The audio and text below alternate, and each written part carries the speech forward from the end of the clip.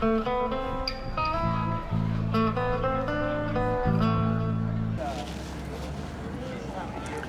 was extremely hard to park, so this place better be good.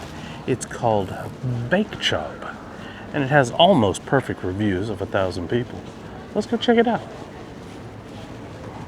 I am very torn. The bowls look delicious. I love a poke bowl, although I had like 4 last week. Burger sounds amazing. Well, here's your drinks.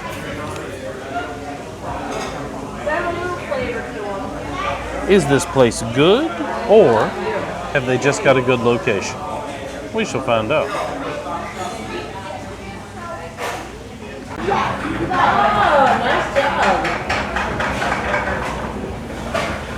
Ooh.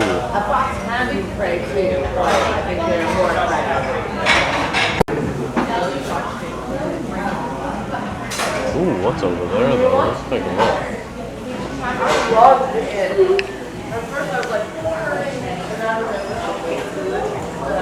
You see this cupcake's a little bit of glare, right?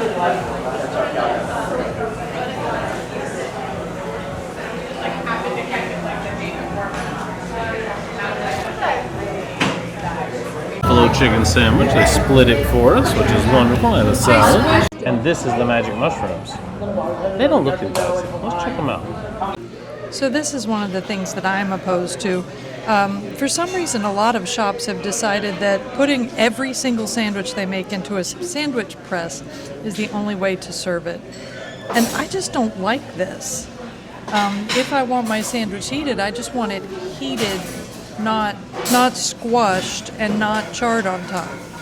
And in fact, I think I specifically said in front of the waiter that I didn't want a different sandwich because it said pressed. I wanted this one.